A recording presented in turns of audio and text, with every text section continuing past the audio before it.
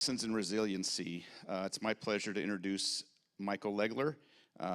Michael is a transportation planner for FEMA, focusing on the Pacific region. He served for almost 30 years in the U.S. Army as an enlisted parachute rigger and logistics officer, including his last military assignment as Director of Logistics for the Pacific Theater Sustainment Command in Hawaii. Michael?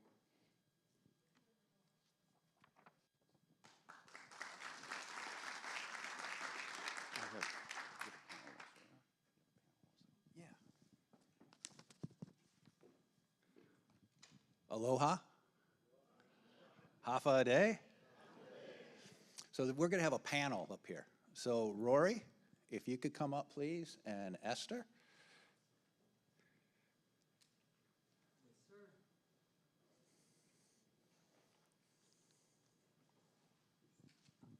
And we'll all sit down.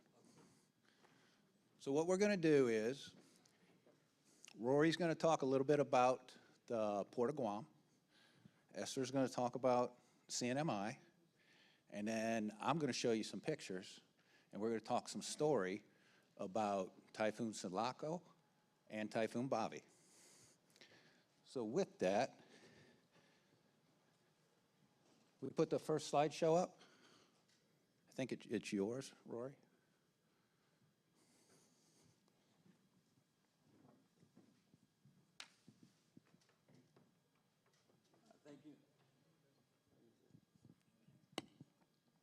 Yeah, thank you. I have a very quick slide presentation.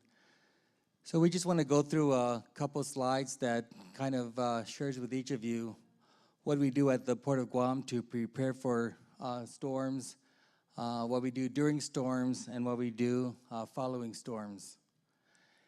And so with our Guam maritime responsibility, we talked about 90% of the goods coming in through the Port of Guam, coming into the island come through the Port of Guam, and the regional connection for Micronesia, with critical infrastructure for commerce, emergency response, and regional supply. And so with Super Typhoon Sinlaku and Super Typhoon Bavi, we're dealing with 2 storms and 1 mission. And with every storm presents different challenges at the port, and so we have a typhoon annex that we follow. And at the Port of Guam, and I'm sure it's the same with the CNMI ports, even the moment we feel, we hear, we see that there's some inclement weather coming to our area, we start as soon as we can bringing the containers down from 4 high to 2 high. We don't wait for Homeland, or we don't wait for the Coast Guard to start giving the official notices out. We do what we can to start preparing to get ahead of these storms. And so before the storm, we activate the Typhoon Annex. We have the Emergency Operation Command Center, which I convene. We look at the vessel scheduling and the departure planning. With the facility preparation, this also includes on the admin side. There are so many instances, even in our experience in the last 7.5 years, if the storm is predicted to come over the weekend or maybe on a Monday, we start asking the admin side to start securing their offices on a Friday, sometimes on a Thursday. We don't want them to come in on a Saturday or Sunday when it's raining or when we're in condition 2 and have to secure their offices. So we do these things well in advance. And sometimes the staff say, but why are we doing things so early? What if the storm never happens? I said, even better. You know, you plan for the worst, so you hope for the best. There's nothing wrong with getting ahead of this. And so even with the yard preparation, bringing containers down from 4 high to 2 high, especially when we're in normal ops, doing cargo staging, they do all the barriers to protect all the sensitive cargo in the yard. We contact all the consignees saying whatever reefers are on the yard, please try to pick them up so we can have less of those reefers during the typhoon. And then the personnel, as you can see, we start having meetings. We talk about emergency staffing, our communications, and our operation readiness plan. And in this picture, that's Mr. Dominic Munya. He's the Deputy General Manager for Operations. Patrick Alvers, he's the Assistant Operations Manager. And so we do have at this point our operations, emergency operations center. We have a continuous situational awareness, constant communication for damage assessment, interagency coordination. And so once we're in condition 2, we activate the storm riders and our emergency response plan is activated. We have certain staff that are identified to stay at the port to ride out the storm. And then here's where it gets exciting. Once we go from condition 1 to condition 4, there's that period of anxiety where the governor is doing her windshield tour around the island. The Coast Guard is doing their assessment of the causeway, the sonar, to make sure that there's no debris in the waterway.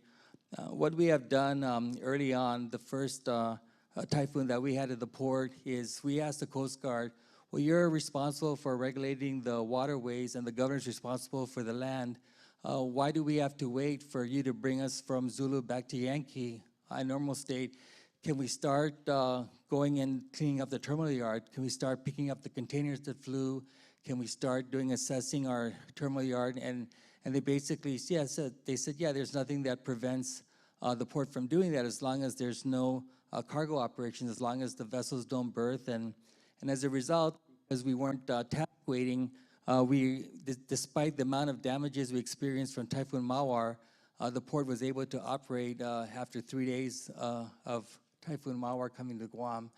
And then so we have daily operational meetings, and I'm also involved in the governor's critical infrastructure committee, so we have daily meetings with the governor and also the other critical infrastructure team members at that level. And so there's constant coordination with the Homeland Security and Civil Defense and also the United States Coast Guard.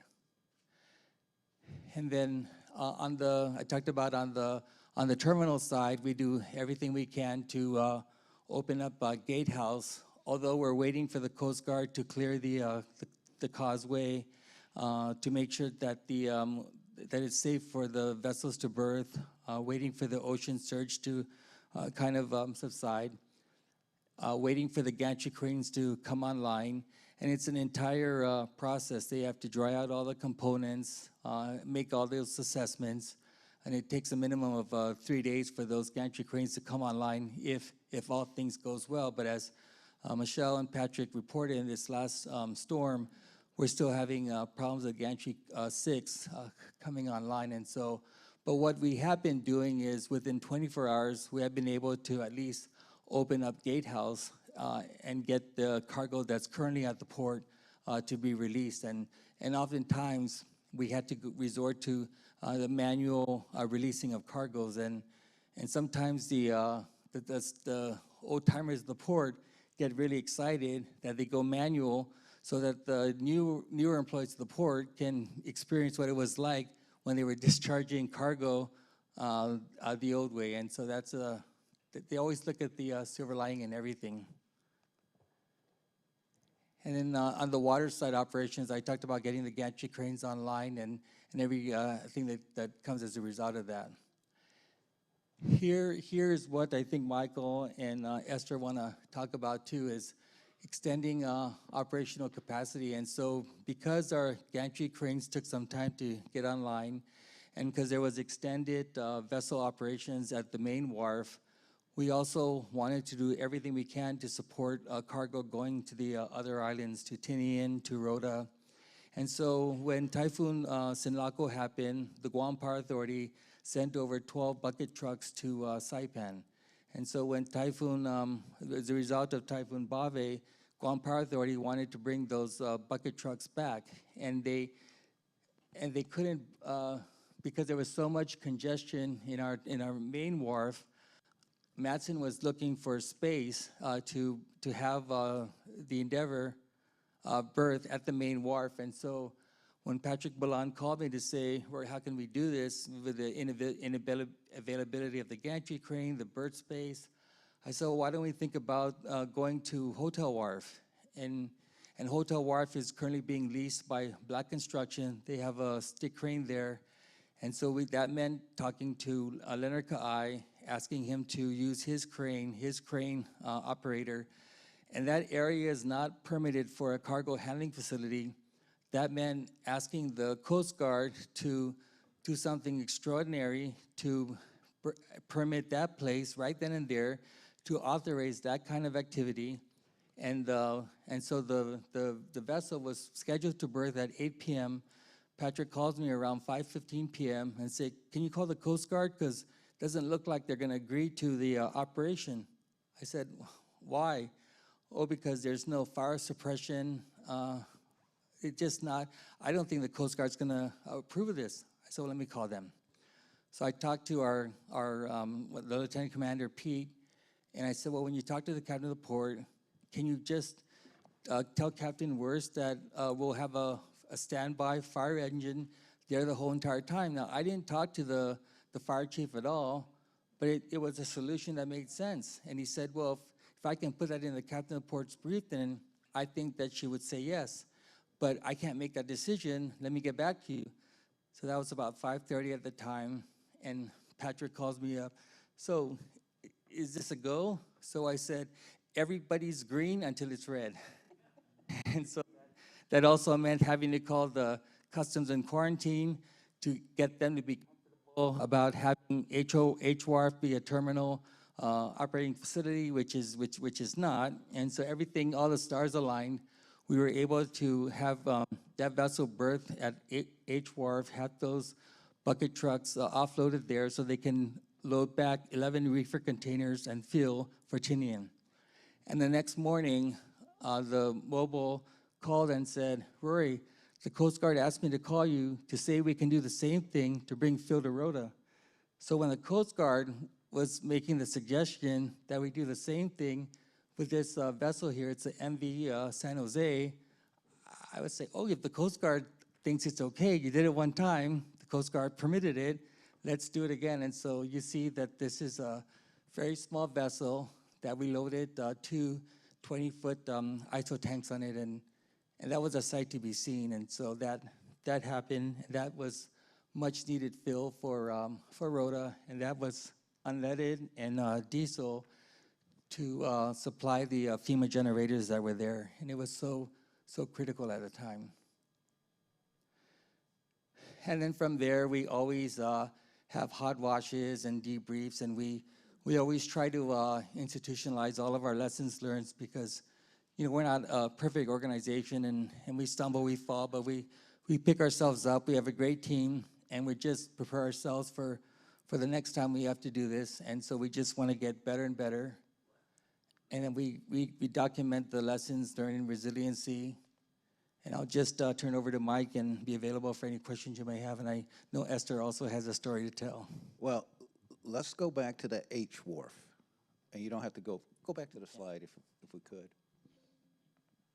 So we saw the slide. HWARF was never used for cargo, and now it started to be used as cargo.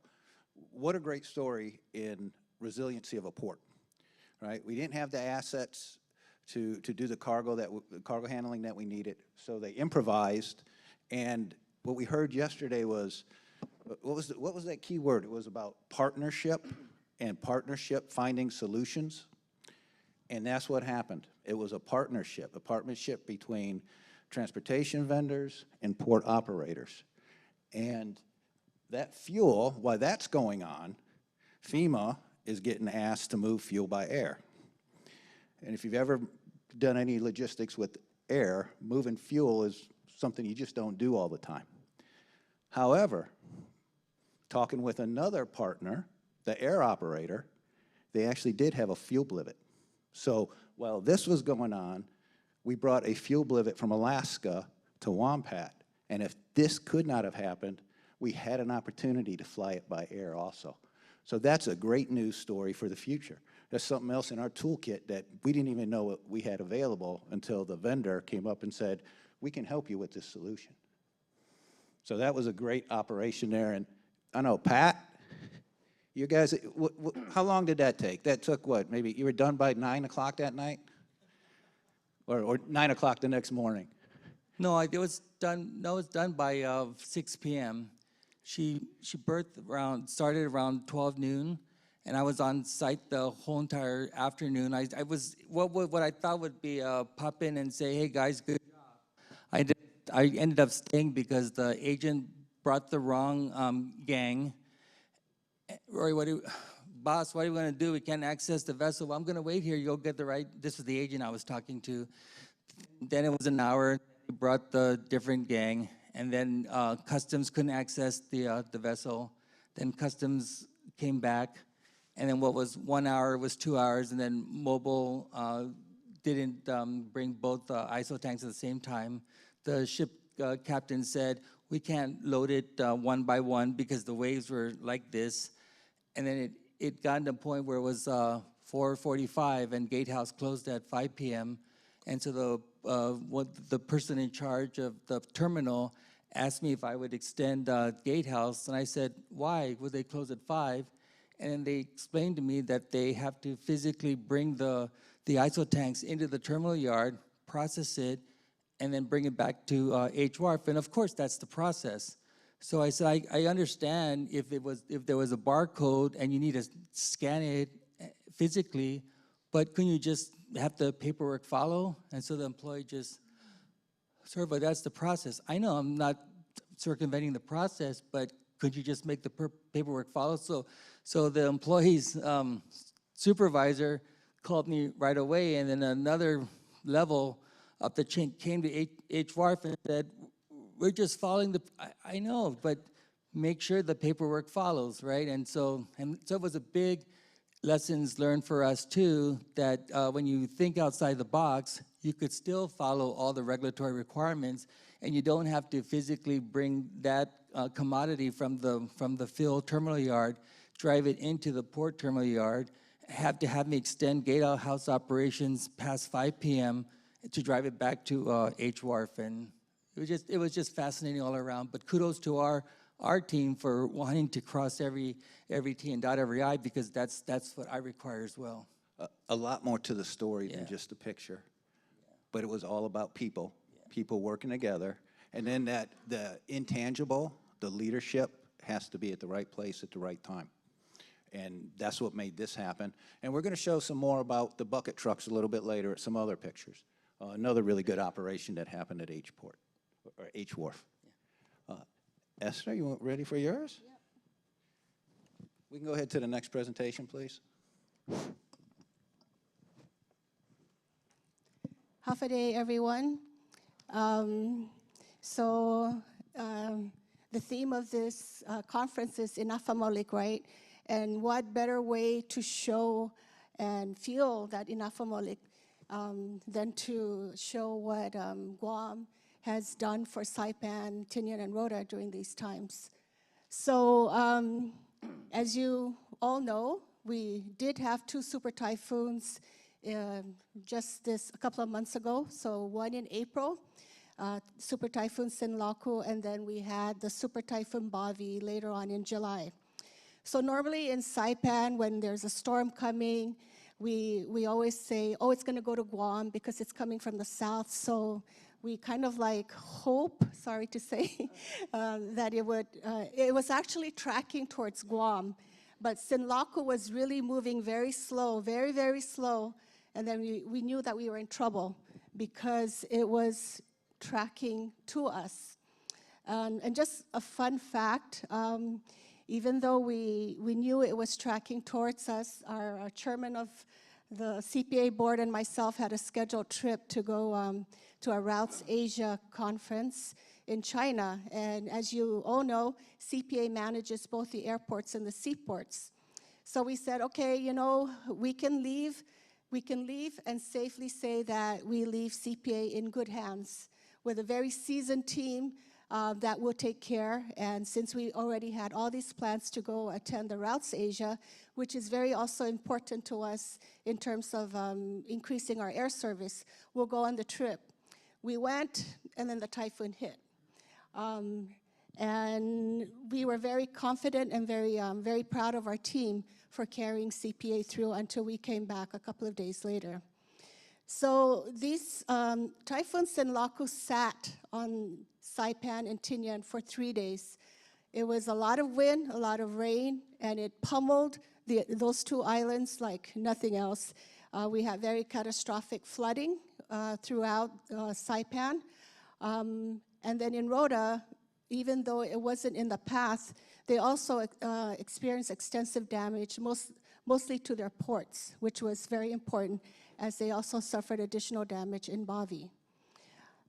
So in Saipan, what had happened was with all that rain, it really had an effect on the electricity, the utilities on Saipan, and not only on electrical system in the islands, but also at our ports.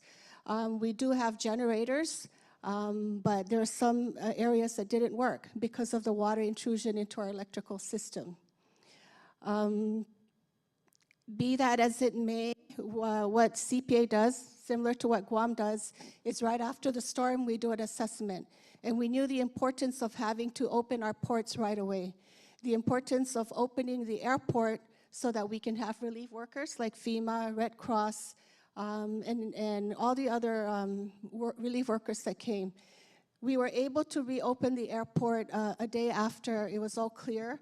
The storm, Sinlaku, stayed with us for 3 days. Friday, the governor had declared all clear, and by Saturday, we had the first relief flight from United coming in, bringing in relief workers, as well as returning residents. And then we were open for just daytime flights until we were able to bring back nighttime flights much later. With the seaport, we also collaborated with the assistance of the U.S. Coast Guard. We had to wait until they cleared the waterways. Once that was cleared, we opened the seaport for daytime operations as well. So those occurred in all 3 islands. We were all open for daytime operations as well. The preparedness for the storms did come way before the storm. The first thing that the governor needs to do is to ask the president for a presidential declaration, and that allowed FEMA workers to come in. So at first they came into Guam, but when the storm was tracking to the CNMI, they did also activate it and moved into Saipan. And this is really way before the storm hit. They were already present there. The other thing that CPA needed to do was to assist FEMA get some property or some areas in our ports, both airport and seaport, to lay down their assets. So that one went quickly. We were able to secure those areas and identify them where they can put their assets and equipment there. Immediately after the all clear signal, what we did was we went out and cleared the runways and all of the areas that we can start welcoming relief flights and vessels back into the CNMI. So what this speaks of, as I said, was really the power of collaboration amongst all the federal agencies, all the local agencies that truly helped us recover. And we are still recovering. I think Saipan is back to 81% fully restored power. Tinian is operating on military generators for now. Their system was really, really damaged, island-wide power, and Rota is still without power. So what I'd like to show you is some photos of the damages that we sustained and the road ahead of us to recover from and fix our infrastructure. So this is Rota West Harbor Marina. This is right next to our West Harbor, our commercial port. As you can see, the marina entrance and the marina slips have washed away, and as well as the main entrance. So those are badly damaged. This is after Typhoon Bavi. And then this is berths 1 and 2. Berth 2 is where our commercial operations, so as you can see in the middle picture, that is our CPA office. And because of the breakwater, the water swells were just so big that they came in and dumped all of those boulders in berth 1. And then this is just additional photos. There is a large cavity at berth 2 that was already damaged in Sinlaku, but worsened with Bavi. And then it just shows in the middle picture all the rocks that had washed up at berth 1, and then berth 1 again, a picture of all the debris that is on land side. Rota is a challenge to come in with the vessels. It really depends on the tide. You have to hit the tide at the right moment. It's very narrow. So we had to move operations after Sinlaku to berth 1. And this just shows a picture of collaboration of the cleanup that we had to do right away after Bavi, so that the relief vessels that needed to come in to bring in additional supplies, the generators and all the supplies for the utility company to get to Rota. So this is just a picture of what it was after clearing all of the debris. And then Port of Saipan, not much damaged from Sinlaku. There was storm debris on the dock side. Our chain link fix around the harbor was damaged, but we were able to fix those. And then the dock lights, again, were damaged. So right after we were cleared to operate daytime operations, we didn't have electricity on the dock side, but we were able to get those in from FEMA. They were able to light up the dock and continue on with night operations. And then this is a continuing saga with our ports. We did have 4 sunken vessels in our port. In the Delta dock, there's a yacht that was berthed there that was lifted up, and then this North Seaplane ramp, that yacht was actually at Delta dock, but it broke loose and meandered over to the North Seaplane ramp. And then there's a sunken vessel right in front of the CPA building. So these were not able to be removed from immediately after the storm with the marine debris removal, but thankfully we did have a second mission, and they are now being actively removed from the ports. And Delta Dock, these are the damages to Delta Dock. We do have a grant from Merit, thank you Merit, to rehabilitate this dock. So the storm kind of accelerated the removal of that building there. Echo Dock is not being used currently, but it just shows you the building there that it was further damaged from the storm. And then Tinian, the berths 1, 2, and 3 are operational. However, the West Quay area, where we have the roll-on, roll-off ramps, were damaged. And then the marina itself in Tinian, we did have new marina slips installed there a couple of months ago, but those again were damaged from the storm. And then it just shows the erosion that was caused from the wave action. And that's it for our storm related damages. It is a lot of work. We did do a lot of assessments, and those assessments we are taking into consideration in working with FEMA to create project lists that we would request for funding to fix our damages. Thank you. Thank you, Esther. That was wonderful. And I liked where you showed the actual damages to the port. And go ahead and put the next slideshow up, if you would, please.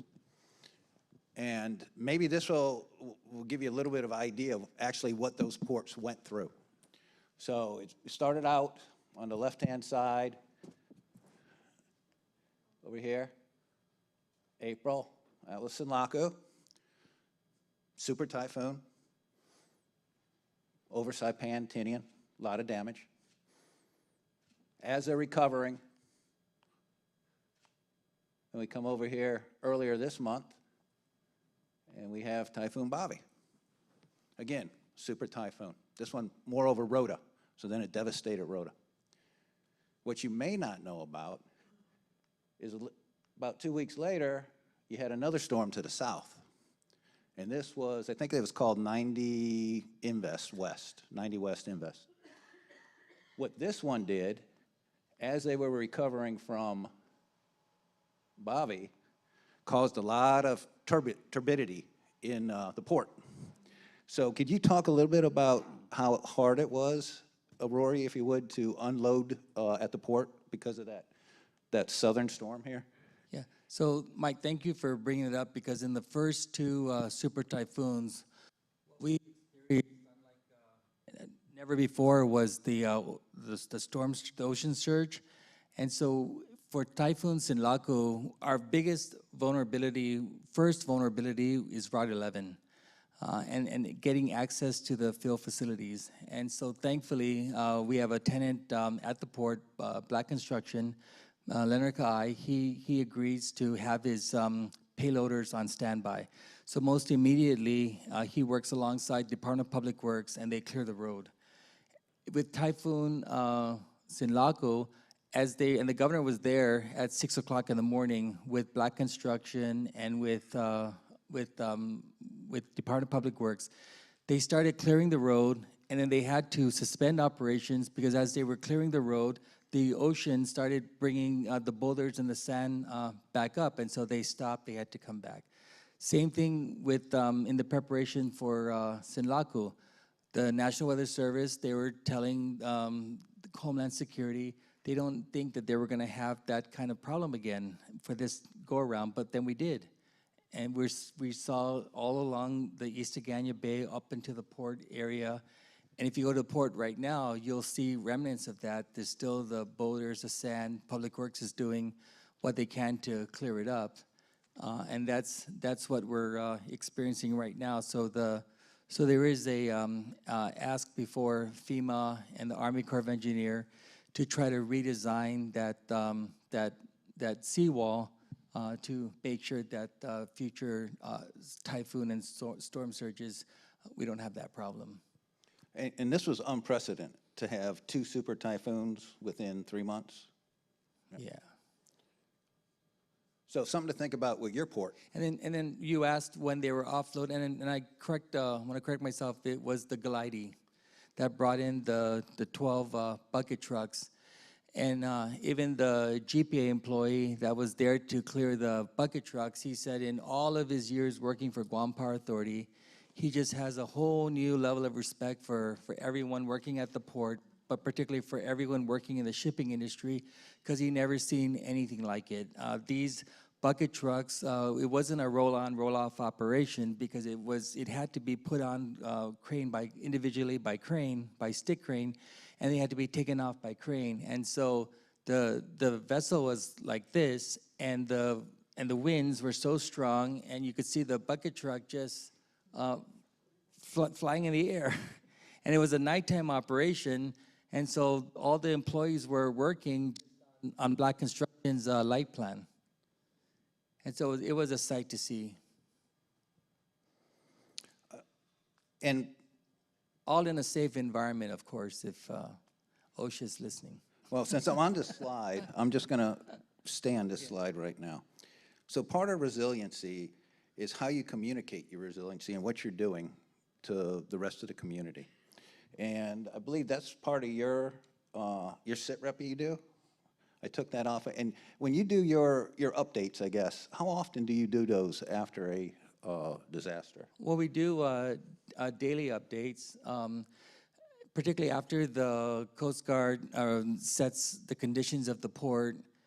Also, when Homeland Security sets the conditions with the governor's call. And also, we give daily updates on how much cargo is being released to the community, how much cargo is being offloaded. But also, we're very honest and transparent about when the gantry cranes come online, when the gantry cranes take a little bit more time to come online. We also talk about the painful length in terms of vessel ops. I know Michelle's waiting for me to say that in her APL operation with the gantry crane, what normally takes a 27-hour operation using her ship's gear took 55 hours. And the same can be said with Patrick Balan and Matson and the other carriers. And so because you saw a prolonged extension of vessel ops on the main wharf, we had to, in a day and a half, we had to convert Hotel Wharf. It's called H Wharf, Hotel Wharf. There's no hotel there. But we had to convert H Wharf in about a day and a half to be able to receive the cargo. And then not only did Patrick say we're going to offload the GPA bucket trucks, he said, since the Galidee's there, can we load back 11 reefer containers and some fuel for Tinian? I said, well, that would mean taking transshipment containers that are already inside the terminal yard, that cannot leave the terminal yard. Let me talk to Customs. Customs, how are we going to do that? We're going to do that because Port Police is going to blue light all those reefer containers from the terminal yard all the way into H Wharf, and we're going to make sure that Customs is there every step of the way. And you won't believe this, Customs was even willing to have port employees that night got a call from the terminal superintendent saying, call your general manager because you don't have the bill of lading. Ask Rory, what do you do? Well, what do you do in the terminal yard? You cannot release cargo unless Customs stamps it. I said, these guys are just waiting for us to misstep so we can have an oversight hearing in the legislature. Whatever you follow in the terminal yard, you follow at H Wharf. I called Patrick, where's the bill of lading? Hold on, I'll call you back. So Mike, you talk about communication. So he called me right away, just like 9:30 at night, saying that the customs officer, another customs officer, had the bill of lading. And so within like 3 minutes, they got the documents, they got it stamped. GPA was there to release the vehicle. But if we didn't intercept at that time, they're ready to release all the GPA drivers. And so by midnight, those bucket trucks were able to be serviced into the local community. It's amazing. Partnerships create solutions. And that's not mine. That's what we heard yesterday during dinner. So I love that saying. And this is actually one of your updates. This is what it looks like, correct? And more to our point, like Customs did such a great job in their inspections, and in no secret, they found firecrackers inside in the cargo area. And I was excited when I heard that because nobody circumvented any regulation, any rule. Customs did their job. And I'm thinking it's just, they did such a generous thing. They did their job in Saipan, and maybe they didn't think that fireworks is something that you couldn't bring in. They probably thought, I can bring it on an airplane, so let me just put it on this vessel. These things happen, right? And then so when Customs found it, they confiscated it, just move on. And so that was a Customs thing, and I'm glad that Customs did their job, and no rule or regulation was circumvented. Thank you for oversharing. Absolutely. No, but there's a lot more, there's always more I say story. these things so the media has nothing else to say. There's always more to the story, right? And there's always more that goes into this. So when I referred over to Patrick a little bit earlier, when we were talking, Rory was talking about this operation taking till like 6 or 7. This operation, when it unloaded, this was like 24 hours. Correct. Operation. And going with the communication piece, how do you communicate? You see Rory does his sit rep and his update, but then you also have other people communicating. And for your area, for your port, how does that communication work? So just think about that and think about how that would impact your resiliency too. So just not your port, but making sure other people know what's going on with your port. I learned a lot last night at the dinner. I thought I knew a little bit when I put these slides together earlier this week, but I learned a lot more last night. So kudos for the dinner last night and that it made me a smarter person. You saw the blivets, the tanks of fuel that were going into Rhoda. This is the actual, I guess it's an offshore mooring that they usually hook up, Esther, to put fuel in. So this was damaged during the storm, so they had to take care of that. But while I put this up here, this vessel, I believe, is called the Proa. And the company, I guess, is Sackman. And I think Sackman is also a little boat or an offshore canoe. And this is where I'm not smart enough. But then I think it's also on your logo. Yep. And but that's not that's Proa. That's a proa. So while you're here, learn more, I guess. And again, I'm not articulate enough to go over all of this, but it's just amazing how you can see a whole story, and especially with the history of the islands with just one picture.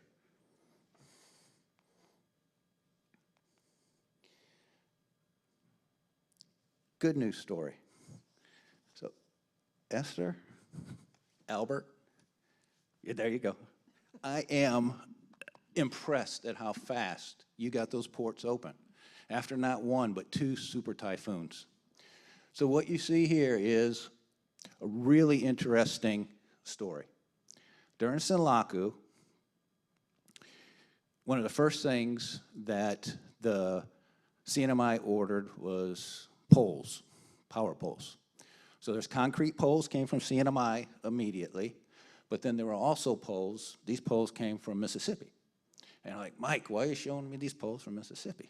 Well, it's a story of a network of ports. These poles were trucked from Mississippi to Long Beach, got on a ship in Long Beach, went to Hawaii. Where's Dre?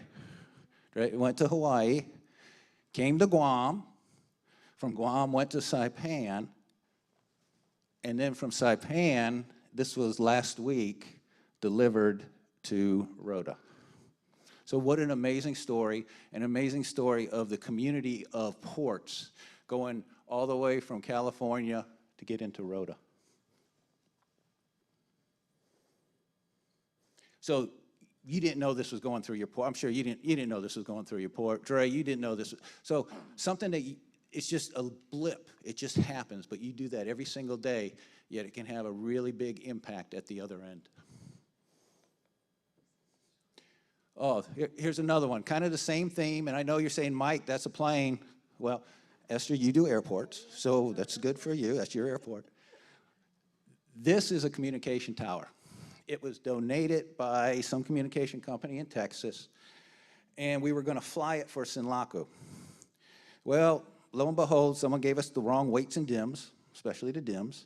So we were going to put this on a 747. They go to put it on a 747, and it doesn't fit. So back with that same theme, it was trucked from Texas to Long Beach, to Hawaii, to Guam, then to Saipan. And then we had this other super typhoon. Before Albert's port in Rhoda opened up, we flew a commercial C-130, and look, it won't fit in a 747, but it would fit into the C-130.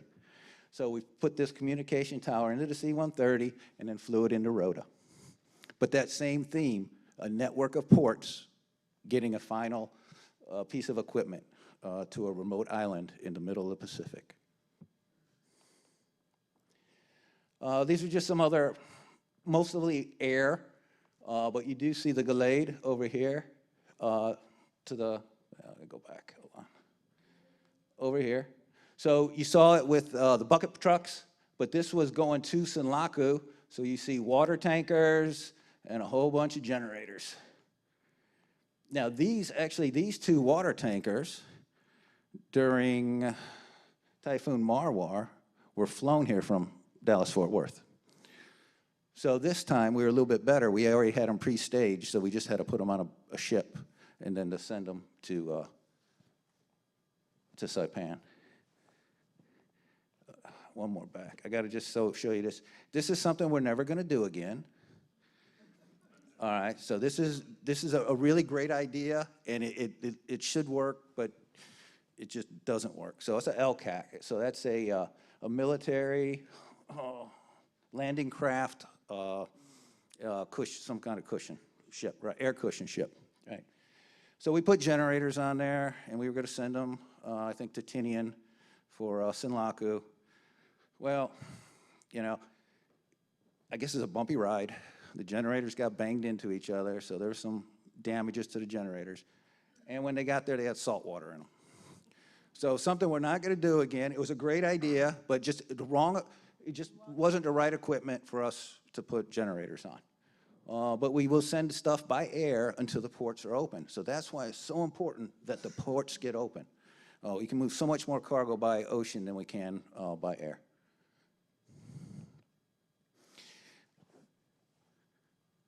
June of last year. You talk about resiliency. When does it start? June last year, CNMI put together an infrastructure study. And I was lucky enough to get invited, but not just me. It wasn't just me that was important. MARAD was there, but the FAA. But a big portion for the FEMA side was the planner for Region 9 was there. So that gave him the opportunity to go and see CNMI, see Saipan. You were talking a little bit earlier about the laydown areas. Well, that's where those laydown areas came from, because he was there, he saw them, he knew where they were going to be, and then all you had to do was that coordination. So that is a really good piece that you don't think could be part of resiliency, but if you're going to do some type of an event where it's going to be emergency planning or even just your infrastructure, think about who you want there at the table. And at the time, they may not be able to bring much. FEMA could not bring anything nearly as good as MARAD brought, but we were there, and it paid off, I think, a year later.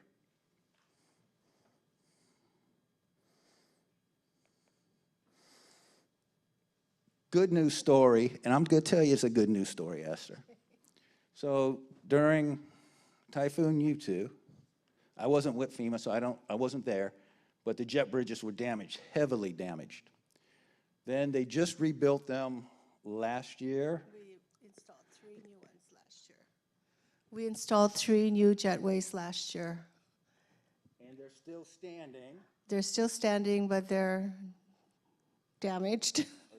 Except for 2 are operational, and 1 is being worked on. So hopefully by the time we get home, it's working. But that's still a good news story that you build back a little better, and it withstands to the best it could be, because that was a huge storm.